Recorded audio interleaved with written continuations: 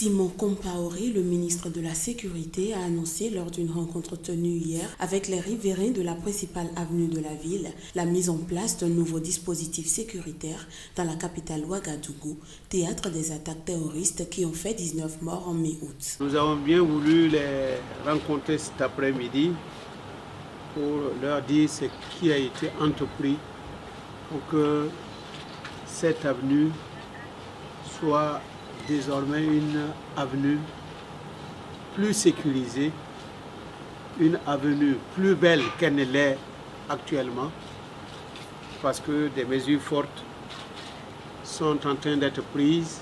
Le 13 août, l'avenue Kwame Nkrumah, qui est la principale artère de la capitale burkinabé, a été la cible d'une attaque terroriste, 2 assaillants ayant ouvert le feu sur un café-restaurant halal, tuant 19 personnes et en blessant 21 autres. En janvier 2016, une précédente attaque qui avait visé le restaurant Cappuccino, l'hôtel Splendide, l'hôtel Yibi et le Tassibros, également situé sur l'avenue Kwame Nkrumah, avait fait 30 morts et soit 11 blessés. Depuis quelques jours, des patrouilles à pied et en pick-up, tout comme des contrôles d'identité, sont régulièrement faits le long de l'avenue Kwame Nkrumah. Au niveau de la sécurité c'est quoi? C'est nous tous qui est la sécurité.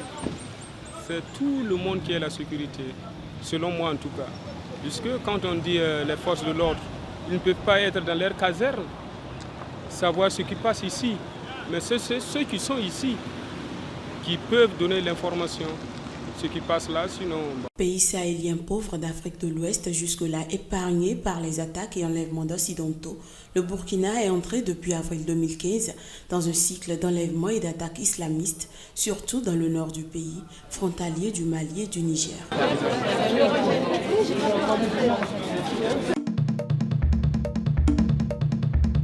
Vers mi-décembre, on a incendié une baleinière.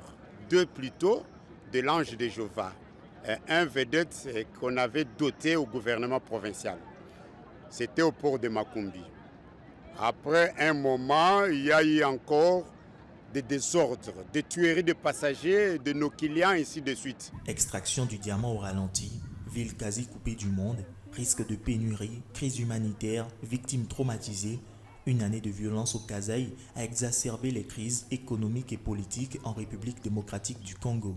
Banaï Ilunga, creuseur qui plonge depuis 11 ans dans les boyaux de la terre pour en arracher les pierres précieuses, grande richesse du Kasaï dans le centre de la RDC, a dû abandonner les sites miniers les plus rentables pour d'autres, plus sûrs mais à très faible rendement.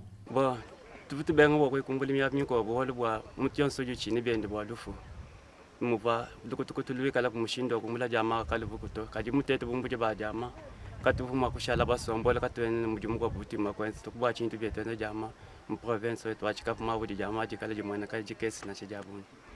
des diamants du Kasaï s'éternit depuis la mort du chef coutumier Jean-Prince Mpandi alias Kamunan Sapou, tué dans un assaut militaire parce qu'il avait défié le président Joseph Kabila. Sa mort a allumé les feux de l'insurrection des rebelles. Bilan d'après l'Église catholique, plus de 3000 morts, dont 2 experts de l'ONU et 1,4 million d'habitants fuyant les atrocités parfois jusqu'en Angola, à quelques dizaines de kilomètres vers le sud. Traversée par la rivière Kasaï qui serpente au milieu des palmiers, Chikapa et son milieu d'habitants vivent comme une ville assiégée et coupée du reste du monde en raison de l'insécurité sur la voie fluviale et les routes. Les autorités tentent, elles, de multiplier les signes d'un retour à la normale depuis un déplacement du président Kabila au Kasaï mi-juin. Dernière annonce en date, les 31 000 Congolais réfugiés en Angola pourront bientôt retraverser la frontière selon des autorités provinciales des 2 pays. Depuis quelques semaines, environ 1400 seraient rentrés volontairement.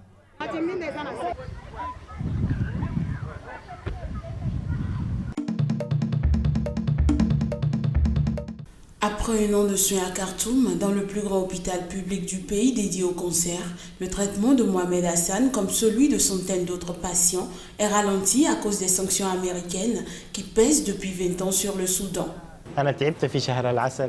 J'étais tombé malade lors de ma lune de miel et j'ai été admis à l'hôpital.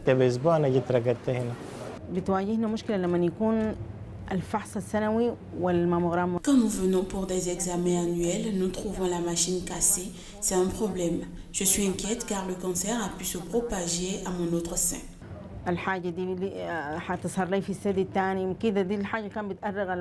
Les médicaments vitaux et le matériel médical sont théoriquement exemptés de l'embargo, mais les restrictions imposées aux transactions bancaires et aux échanges de technologies, ainsi que les lourdes régulations commerciales, entravent les soins prodigués dans les hôpitaux. En raison des problèmes diplomatiques, nous sommes confrontés à des problèmes en matière d'entretien des machines. Les pièces détachées doivent être ramenées d'Amérique ou d'Europe. Les États-Unis ont imposé des sanctions au Soudan en 1997 pour son soutien présumé à des groupes islamistes. Le fondateur d'Al-Qaïda, Oussama Ben Laden, a vécu à Khartoum entre 1992 et 1996. Au fil des ans, les administrations américaines successives ont renforcé ces restrictions, accusant Khartoum de violation des droits de l'homme, notamment dans le conflit meurtrier contre des rebelles au Darfour qui a fait 330 000 morts depuis 2003 selon l'ONU.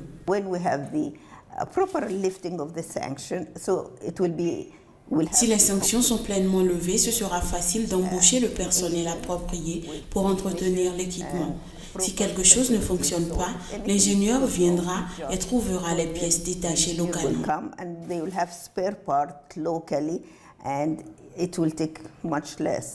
Les relations entre Washington et Khartoum se sont réchauffées ces derniers mois, selon les responsables soudanais. Ces derniers espèrent que ce rapprochement se traduira par une levée définitive des sanctions le 12 octobre, date de la fin de la période probatoire imposée par les États-Unis.